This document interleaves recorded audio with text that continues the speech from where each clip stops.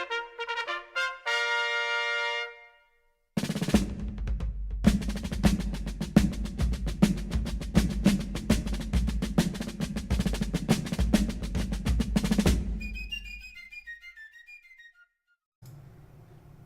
good morning. It's Guido coming at you with a coffee talk. I have my coffee.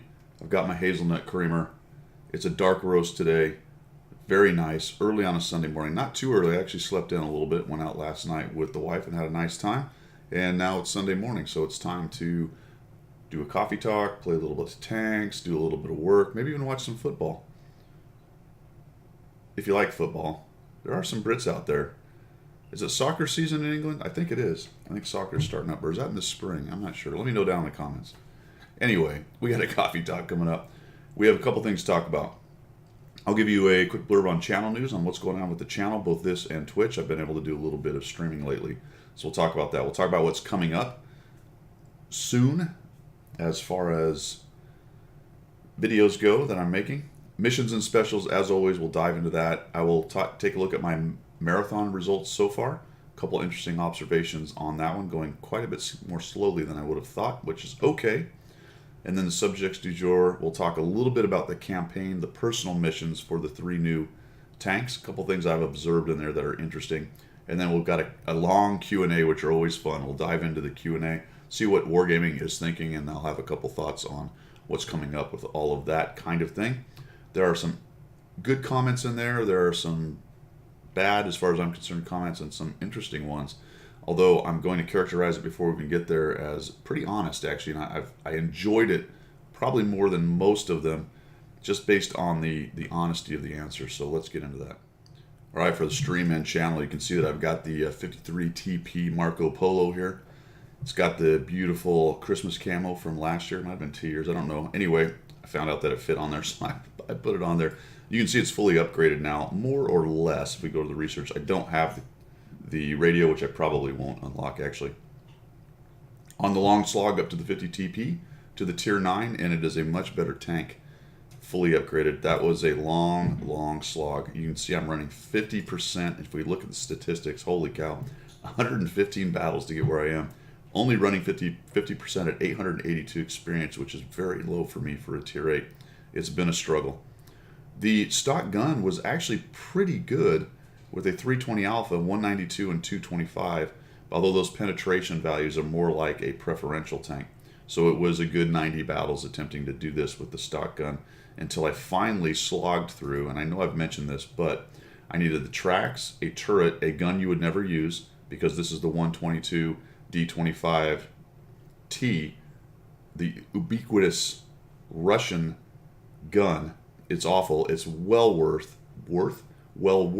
than the stock gun. So I had to go here to here to here and then unlock that, which was another 46,000 finally to get a upgraded tank. And I also just got the big engine, so I put that on last. Holy cow. Been a slog. That's been mostly what I have streamed, what I've been showing lately. The other thing I've been driving is the IS-2M. This is a really good Tier 7. I'm going to go on record. I have 35 or so battles in it at 74%. Is it 35? Yes, 35 battles at 74%, running 1,100 experience. So you can see that I'm doing very well indeed. Probably that win percentage will come down to the low 60s at some point when I got to 100 battles, but still off to the races on a really good tank. So those are the 2 things I've been doing. And I've been knocking out some streaming. Some of you guys have been coming by. Check it out when I stream. Guido 1212 Cartel, because somebody has Guido 1212 on I was going to say on stream, on Twitch. That is very irritating. I'll have to find out who that is and buy it from him. I don't know how that works, but Guido 1212 Cartel, no spaces, on Twitch. Check it out. I'll leave a link down below. Someone was castigating me lately about not putting links. It's true. Why? Because lazy. Don't you have Google? Don't you have Google? I tell that to my kids all the time. My dad is like, Dad, what is XYZ? And I think, if only there was something on the internet you could use to search. We had encyclopedias. Now, I asked my dad too. I didn't want to go look at an encyclopedia, but that is beside the point. Do as I say, not as I do.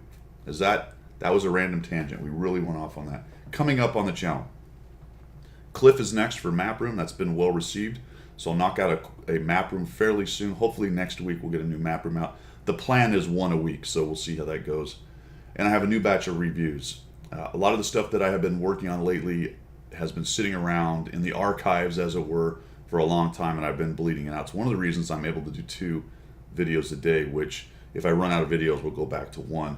But I have a good stack right now. And I just did another batch of about 8 or so reviews for you guys from the stuff you sent me, not my particular games, which haven't been really worth putting on video with the Marco Polo. It's been rough. Anyone who watched me stream about 2 days ago, man, that was bad. Anyway, so that's coming up as well on the channel. We're doing well. Tell your friends. I'm still trying to get to 1,000 on YouTube. I'm at 600 something. That's a long, long slog. I have one more. I bring that up because I have one more IS-2M to give away that the Watt NA guys gave me for the stream. So what I'm going to do with that is I'm going to advertise it. I'm going to throw it on Reddit as well. Try to expand the audience of advertising and see what I can bring in for one day there, and maybe show some people my streaming, show some people my channel, and start to bump up those numbers a little bit and give away an IS-2M. So I already gave 2 away, 1 to Bonzi Duck in game, and 1 to, oh, that's right. The guy's name is Fart Bucket 3000. Fart Bucket 3000. He actually guessed closest to, the contest was guess in my next game what my experience is going to be. What will my base experience be? He guessed closest because I potatoed and he lowballed everyone. All right, let's go on to the missions and specials. Missions and specials. You know, it's always a battle where to put my ugly mug. Maybe I should just get rid of the camera. I don't know. What do you guys think? Camera or no camera? Do you care what I'm doing, or if I'm waving my hands when I talk or drinking my coffee? I don't know. Probably should research that. And lighting. Since this is a tangent, today is Coffee Talk tangent. The lighting's driving me crazy in here. Can't get it right. What I found out is the problem with hats is if you have the light coming from different areas, you get lots of shadow on there, which is why if you're in a studio, there's freaking lights from every direction, so there are no shadows. Stuff you don't think about until you're trying to do this. You know, as long as we're on this tangent, think about a green screen to put behind me. What do you think about that? Just so there's just my mug sitting there.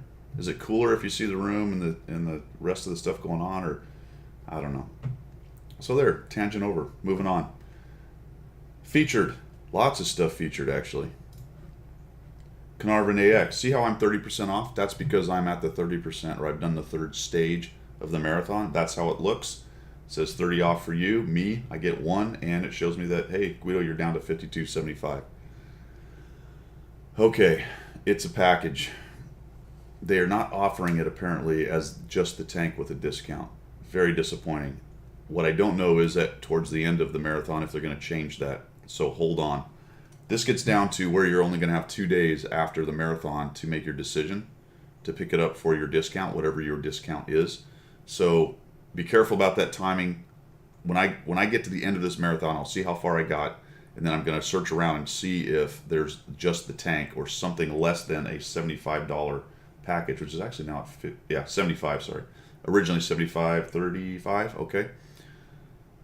I'm going to make sure that they didn't get a better deal where there's just the tank, which is all I really want, and then I'll decide whether to pull the trigger or not.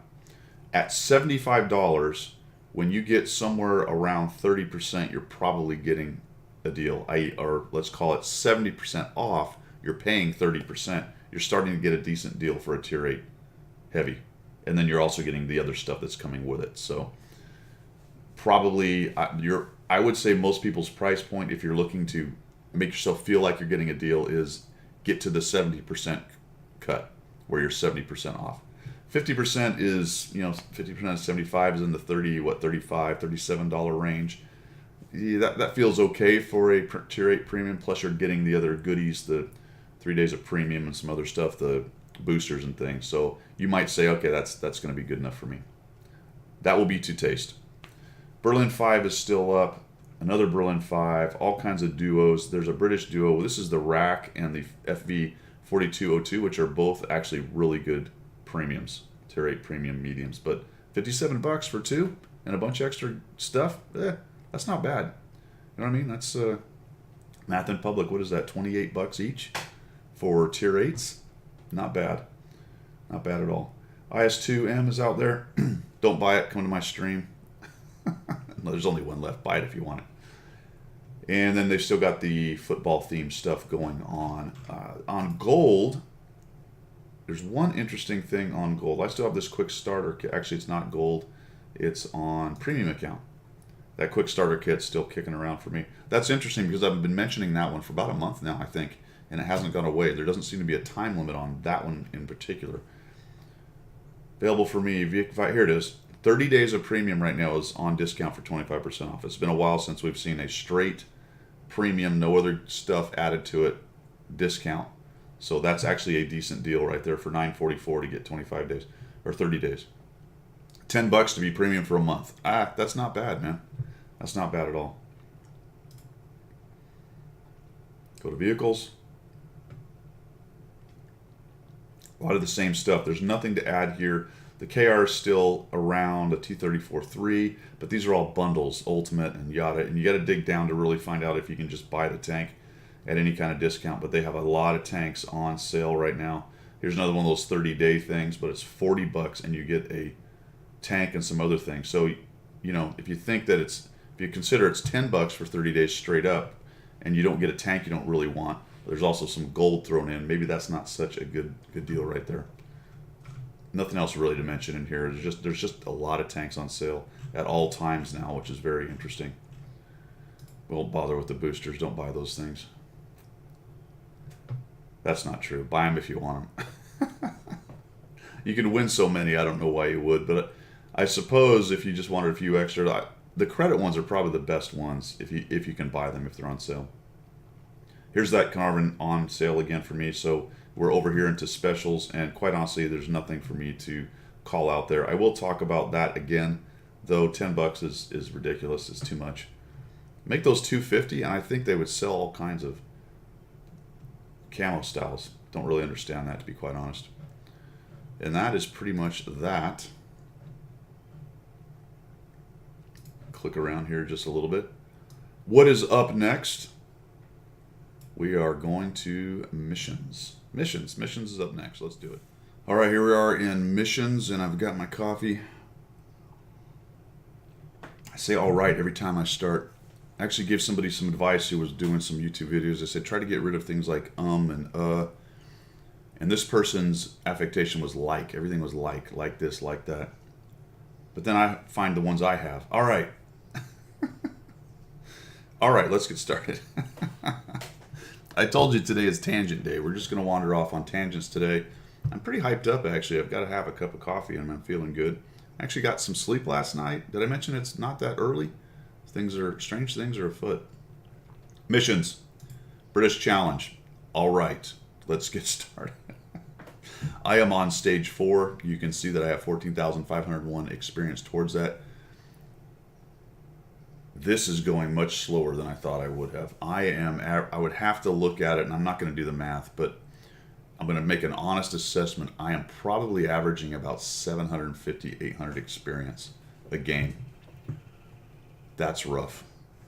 I've had a couple games in there where I didn't get any towards the mission because I was in the bottom 5. You have to be top 10 experience, win or lose, to do it. So it has been a slog and quite the challenge. But I have done 3 of them. I'm on to number 4. I would have to look at that and see, but I've certainly not averaged 20,000 a day because we've had 3 days, so that would be 60,000. What have I done? I have done 3, 9, 21, 35. That is well off the pace of 20,000 a day. So I would have to have some huge days, and I'm talking, I played a lot yesterday. I started about 9, I went to about noon or 1, and then I did another couple hours in the afternoon. So a good 5 hours yesterday, and still only got to 35,000. So my point of that is, if you're planning on doing this on a grind or something, that's probably not a great idea. There was a good piece of advice I saw on the forum. It said, hey, sort your tanks by average experience and find one you really like that you have a high average experience in. I would caveat that by saying also make sure it's got a good number of battles, so you're not taking a small sample size tank. A tank you've played a lot that has a high average experience that you like, and find 2 or 3 of those, and then just play those things over and over. I'm doing this tier 8 because I'm grinding a tank at tier 8. Tier 8 is an absolute mess. It is a dumpster fire. It is very, very frustrating. And if you're driving a stock tank, which I did for about 90 battles, it's unbelievably frustrating. On top of that, that stock tank's actually pretty good. As stock tanks go, that 53 TP is pretty capable as a stock tank, but still very miserable overall on the overall meta. It's very, very difficult, very miserable. So it's been a long slog. That's entirely on me for doing it the way I'm doing it, and I don't care. It's fine. I didn't go into this going, I'm going to finish this thing. It's the first marathon I haven't done that in a long, long time. There's a lot of reasons for that. I'm doing a lot of stuff on the channel. I'm busy elsewhere in life right now, that kind of thing. And it's fine. This is not a complaint. It's just a fact. It's just where I am in the game and what's going on.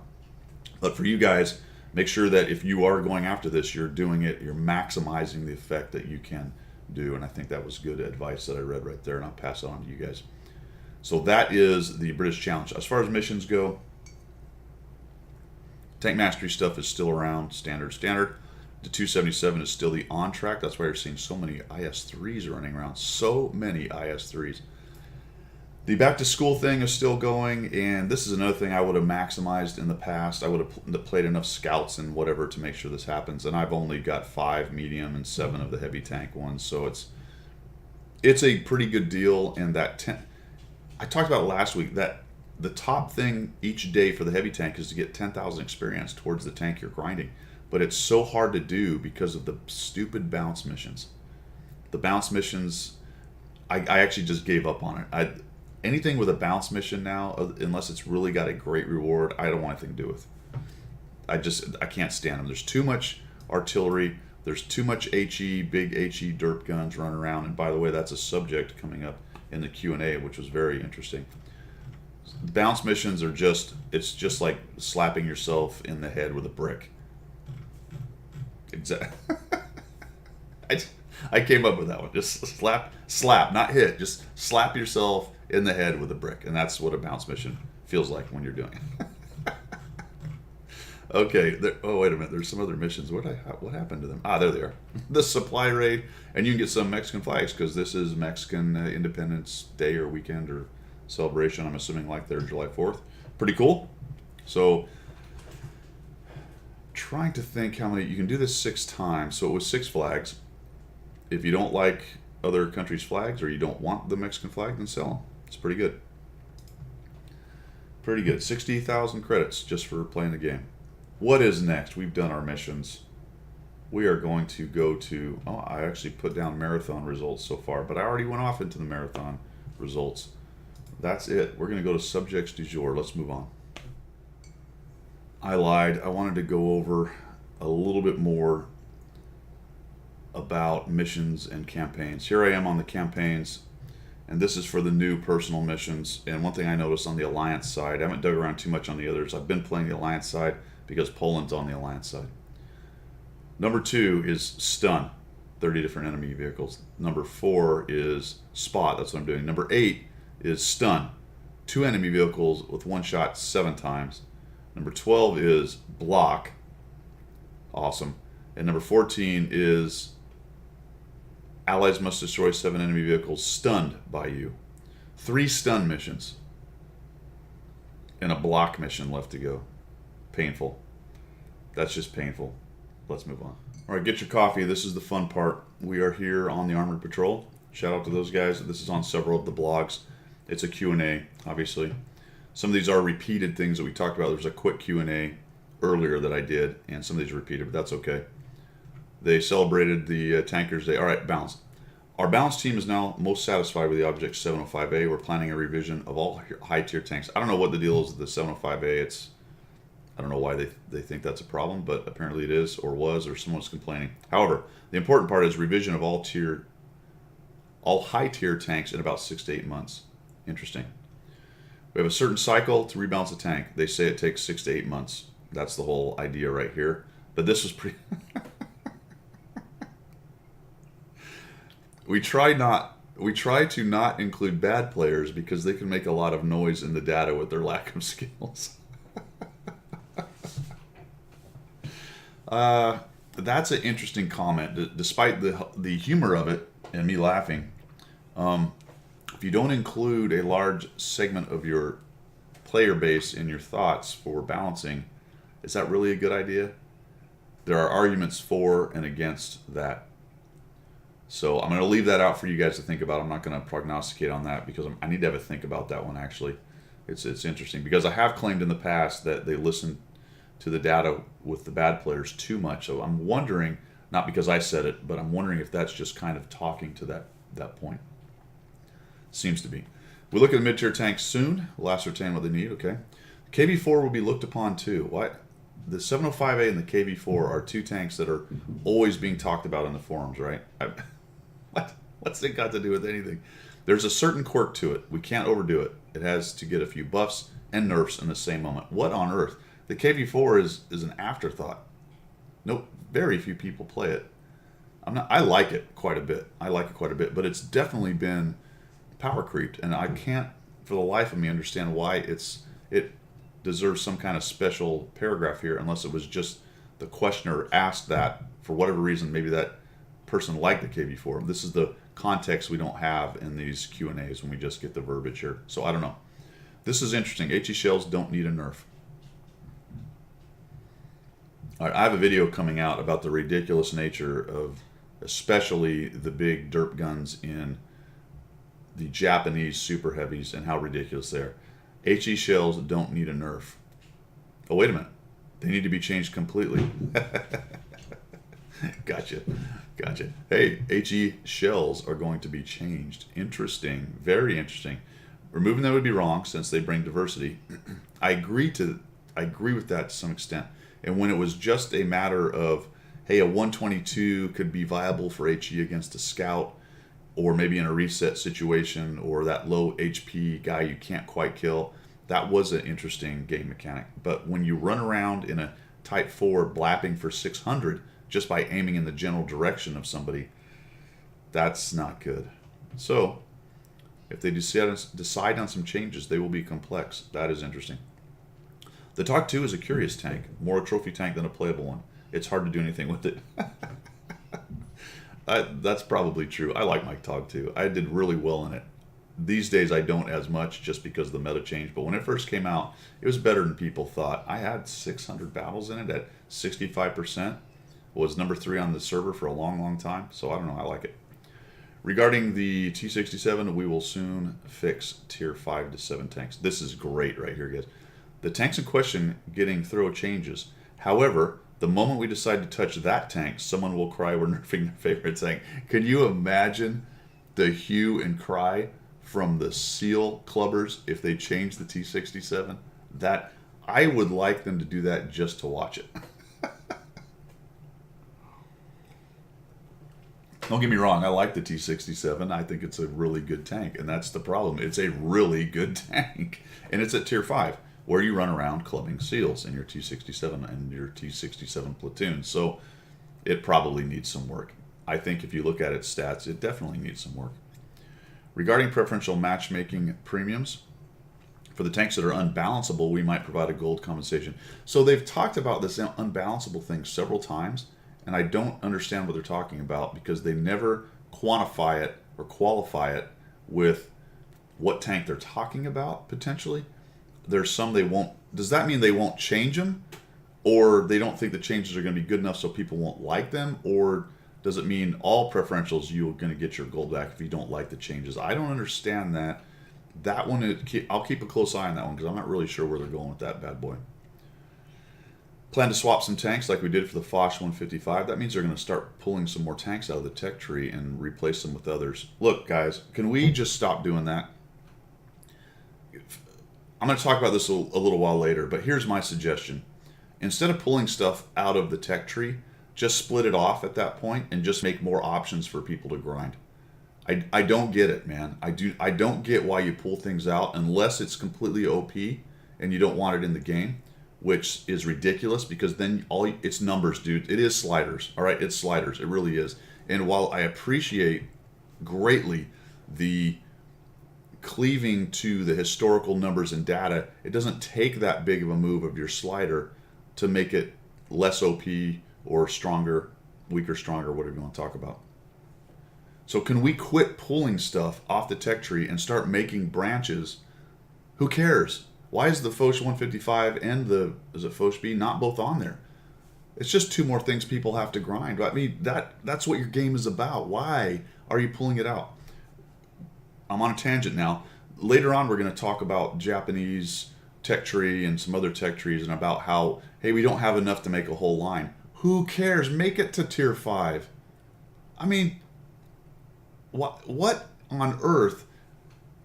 Where is this bizarre rule, other than internal in your game, that says you have to get to tier 10?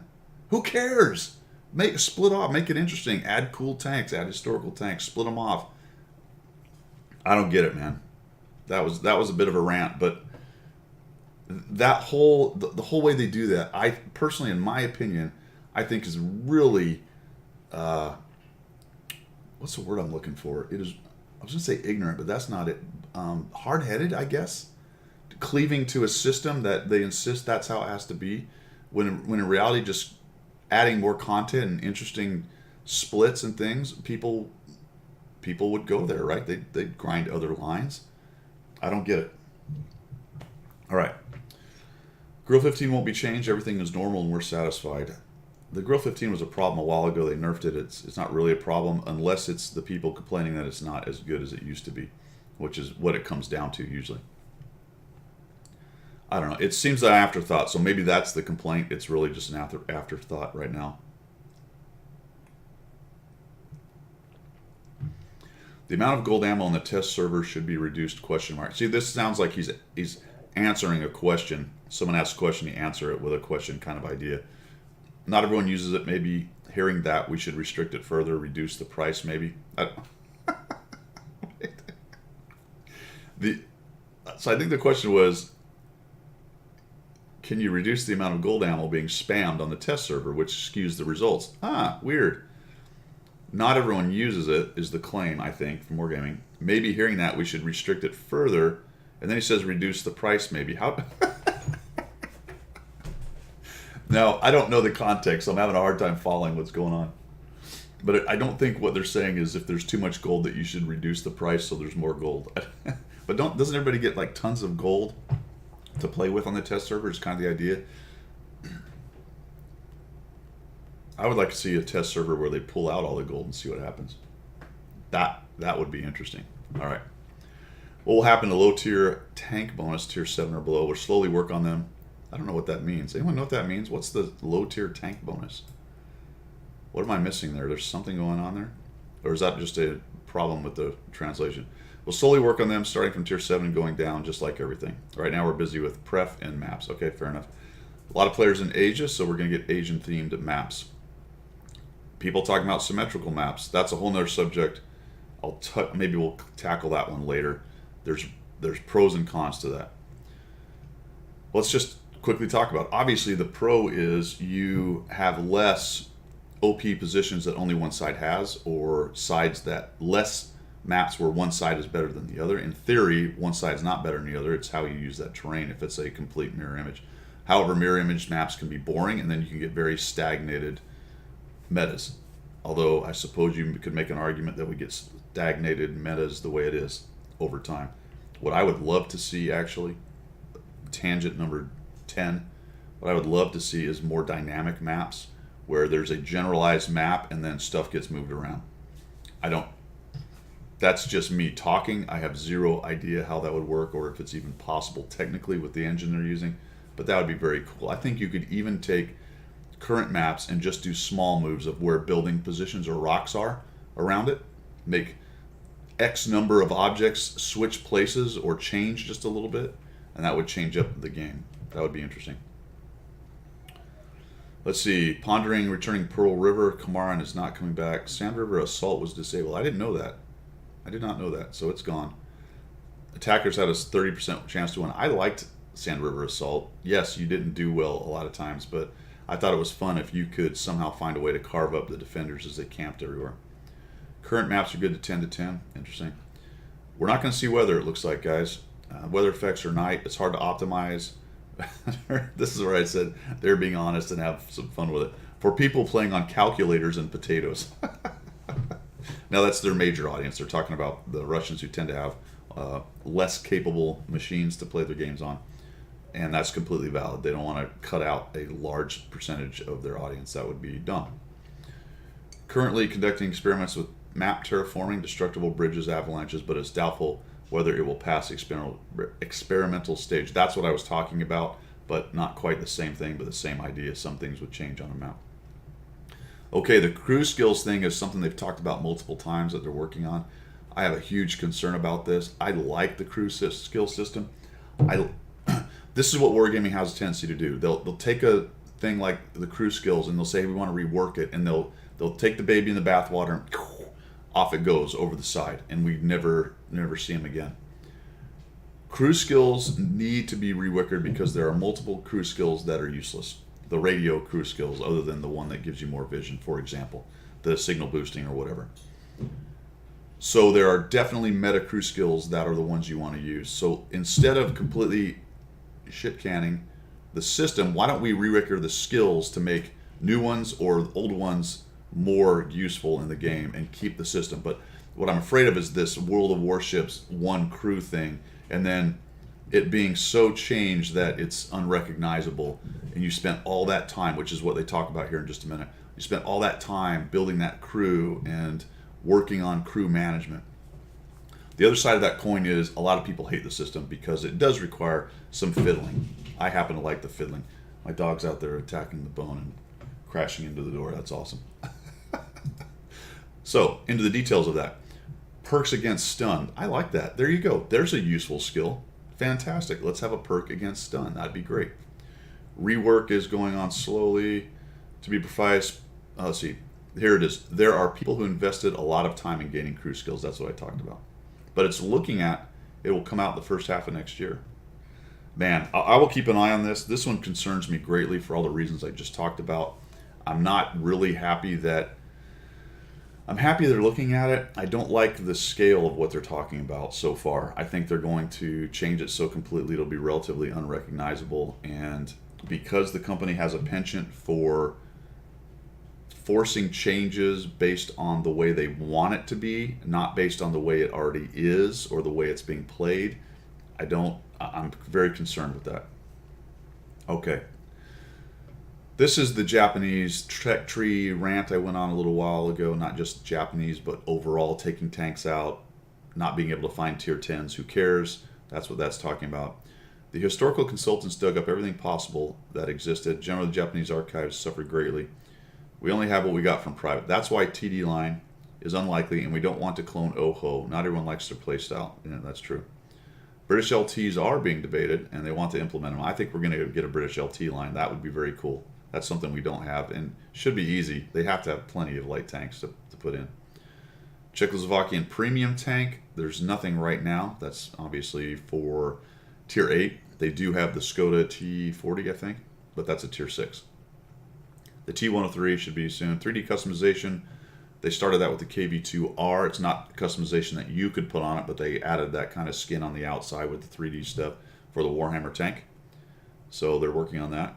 They gradually add it. Next year we'll show the fruit of our labor. So that should be coming out.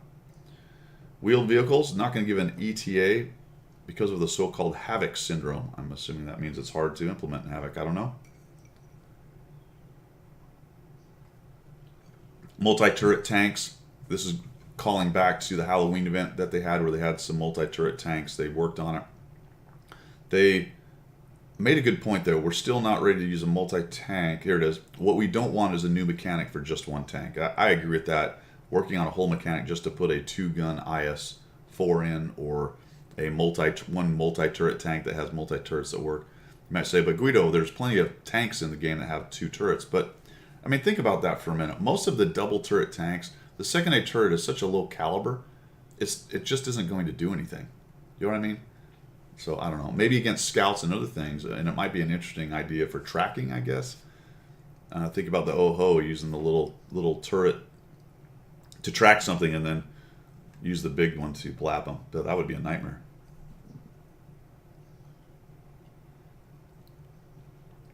Oh, this was So we're still not ready to make them. This was one of the funnier things I read that they. This is great. We don't want what we don't want is a new mechanic for just one tank. That's what I mentioned. That's why we've asked our consultants to find more and to disprove whoever said it that we find our info on napkins.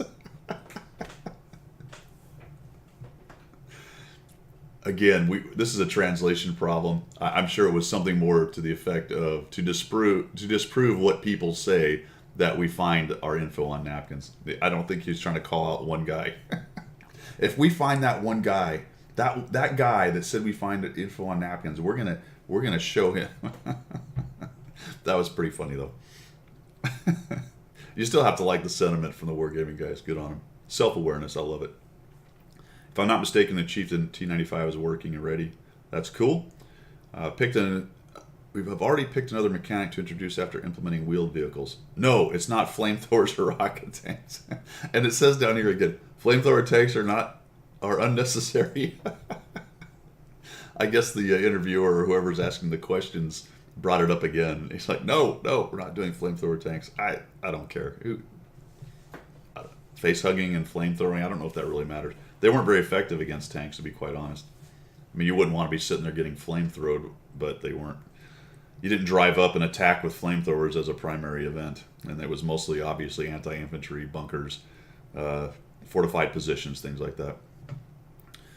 Caves, tunnels. When a tank turns over, there's not a lot of time left. We're thinking about a few solutions, one being reintroduction of not being able to turn a tank over, or tow cables. We also want to add more help requests to the comm wheel. Interesting. I don't know, man. I like the idea you can tip over. What they didn't say there was reintroduction of not being able to turn a tank over. I wonder if just making it more difficult to turn over is possible, or if you make that tweak to the physics, does it make the rest of the physics goofy? I don't know. We'll keep an eye on that one. Battle Royale mode won't return soon. Who cares? Remember, that's not Frontline or whatever it was called. So don't go crazy. Don't lose your mind. That's not. I don't think that's what he's talking about. Everyone's so excited to get Frontline back. It's the best thing ever. Well, actually, the next time it comes out, you're not going to make as much money. I can almost promise you that. As much credits. We want to add another fun mode until the end of the year. I'm thinking that means at the end of the year. You know what? Put down, if you got this far in the video, and we're going long here, but put down in the comments if you even like the extra modes. I thought this last soccer mode was worthless. I didn't play it. Some people liked it. The one before was actually better. The one mode I actually liked was the silly racing mode, the Chaffee races. That one cracked me up. That was actually pretty fun. The 8-bit was interesting, but I ground that because you were getting good crews out of it. So I don't know if that's something I'd really care to get back. The reason I'm stalling is because now we're getting to Artie, and I know we're going to take a dark and twisty turn. We're going to go and get down into the depths of despair, and then everyone's going to put on the comments how I'm just an Artie hater. And we don't expect any sudden changes to Artie. We're curious how our ship guys will tackle a similar problem of reworking carrier. You cowards! You know what they're doing? They're waiting for World of Warships to see what happens. If it implodes from the carrier rework, they're not going to touch it. If it goes well, look out. They might touch it. I don't believe this. Right now, there are no solid plans for an Artie rework. I don't believe it. They're waiting to see what happens here. That's interesting to me. Anyway, that's my opinion. We believe that currently the amount of these vehicles is sufficient to satisfy all SPG fans. That's talking about people wanting more SPGs and premium SPGs put into the game. Okay, there's no technical possibility to close the game to prevent cheating. Oh boy. Look, they looked at an anti-cheat software that monitored all threads and processor workload. Oh no. Dude, negative. The problem is that you can't always use such software legally. You think? Not to mention it impacted the performance. Yeah, it's going to add a heavy load as the PC, as the hardware or the CPU starts monitoring itself and everything it does. So first it has to do it, then it has to monitor everything it did, and look for. Oh my goodness. Would make the potato PC users gnash their teeth, I'd say. Even then, it wasn't 100% secure, blah, blah, blah, blah. So what are we there? There's always someone cheating, so we will work as we did up till now. Okay. Cheating. I've gone on record multiple times saying I don't think it matters too much. I am going to slightly shift that position because I do believe that there is a large number of aimbots going on now. And from research looking around, they're available, they're out there. Do they make you an automatic unicum? Absolutely not. Do they make your snapshots work better? Well, absolutely. Because why? There is one variable, there's multiple variables in shooting in World of Tanks. The first one is obviously RNG. And you don't have a lot of control over that. So what you try to do in this game is minimize the effect of the RNG on your shots. So how do you minimize the effect of the RNG on your shots? You can do that a number of ways. You can make sure your dispersion is as small as possible. You can make sure you're as close as possible so that you can get a better aimed shot. Those are two things you can work on yourself. And that's just waiting for the dispersion to come down before you pickle the shot and driving your tank closer so that you can get a closer shot. Once the shell leaves, you don't have a lot of say in the RNG. The other thing you have control of is how you aim. Where you put the pipper, how fast you can get to the pipper onto that, either that critical space or let's just talk a tank and center of mass. That's important. And sometimes as a human, you are a little off or you take a little while to settle that shot and then you get the pickle.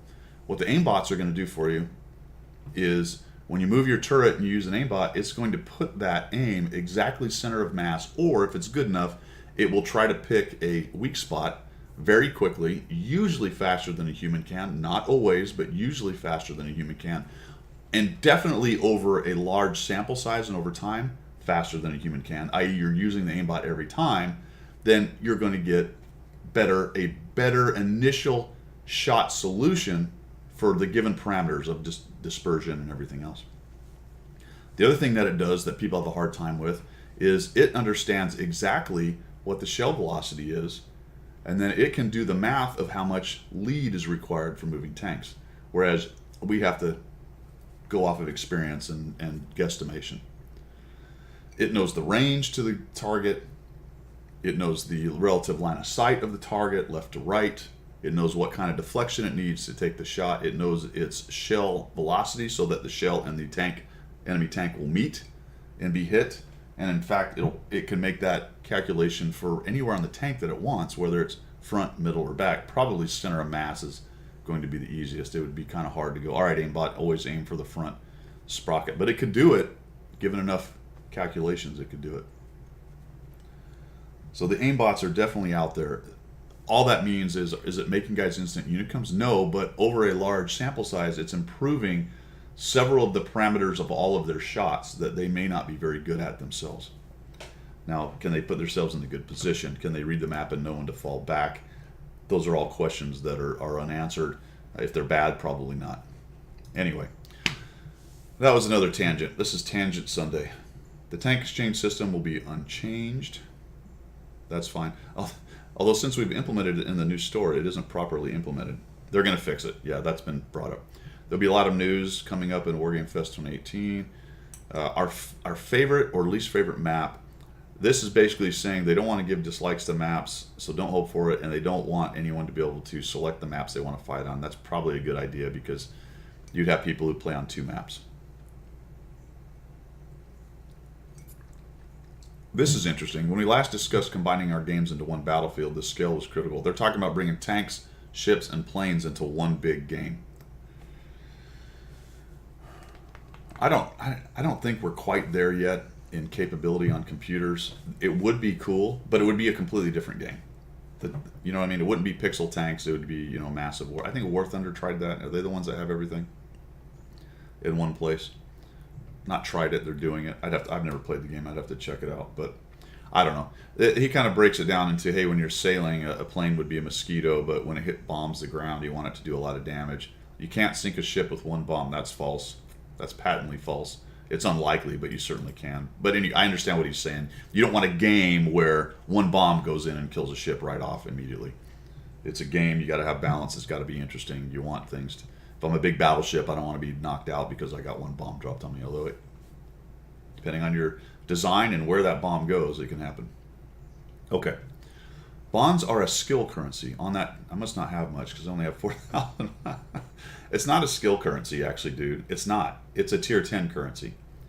Okay, so you have designed it so that you get it mostly at tier 10, and your game modes that you design where tier 10s are where tier 10s are played, such as what's the one called? The big one. Ranked battles.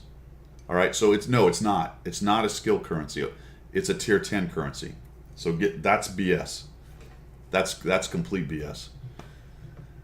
All right. They want people to be able to buy bond. I know. See, another tangent. We're going off another tangent. I still cannot comprehend what you're doing with bonds. What is the purpose? It's a skill currency. Okay, and now I buy equipment that gives the skilled player, really tier 10 player, a bonus, another bonus added on top. So now they have even better equipment than people who aren't skilled or playing tier 10, which is what it really is. Okay, I'm gonna let that go. That one irritates me so badly. We don't want the return of cross team chat. However, discussions are going on all the time. And personally, I support the idea of returning it. I like that. Good honesty. But think about a list of commands to use to communicate with the enemy. I could care less. If it's going to be like hello or good shot or whatever, who cares? Le Bouil's win in the Battle of Streamers was completely logical, but at first it was a good battle. I wonder what happened. This was over in Russia or at the fest or whatever. There was a bunch of streamers who had teams, and they went in and they had a competition or a tournament.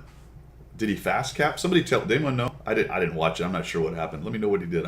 It sounds to me like he did something weird, like a fast cap, or they all surrounded one tank and he hid, or who knows. That's pretty funny. Incentives for role players. These are people who've been around forever. Wait until December. Might be ooh. Dude. Oh, man. Don't do that, fellas. Don't do that. Do not give an incentive for old players that only goes to RU. That's more problematic, though, because for me, I did not come in. Usually when they discuss that, they're talking about people who have been here since beta. And I came in 6 months maybe after beta when it started. So I've been around a long time, and I would be outside of the window for something like that. Of course, if they shifted it to anyone with a 5-year-old account, then I'd be purely happy, and everyone with 4 years and 11 months I wouldn't care about, right? Hey, hypocrisy, it's how humans roll. We removed those errors from Swedish TDs that gave an advantage in battle. I'm assuming, I don't know what that means. I think it has to do with the armor and how hard it is to pin them from the front based on the angle and the mechanics in the game. I don't know. Let me know if you know that one. That's an interesting one. I think that's what it is, though.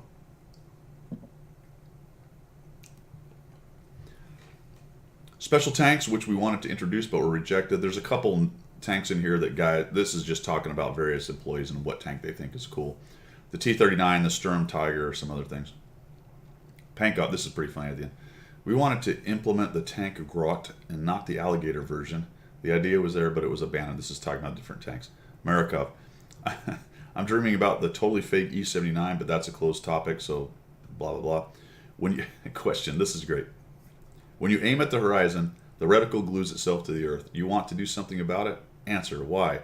That would destroy the theory that we make certain tanks hit the ground so they're balanced. Of course not.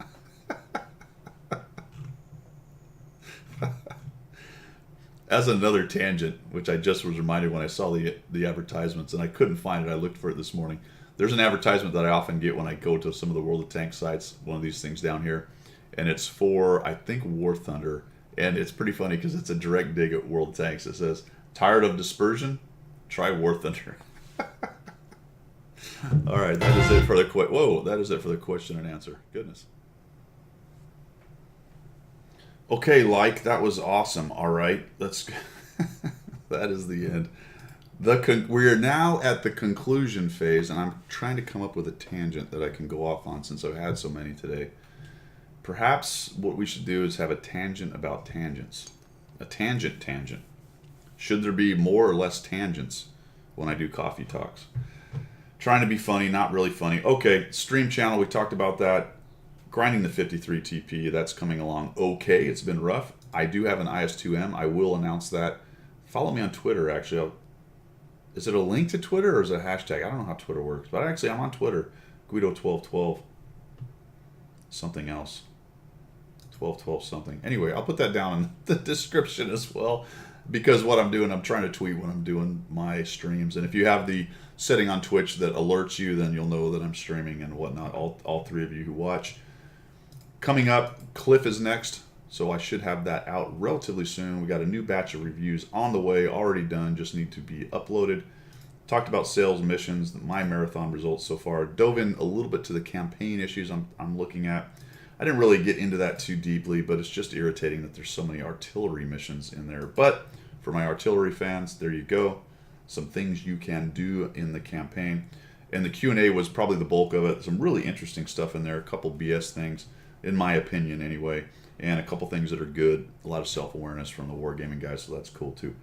That is all I got. I am at the end of my coffee. Time to go let the dog out, play a little bit of tanks. See if I can avoid going 0-5 at the beginning like I did yesterday. Later, guys. See ya.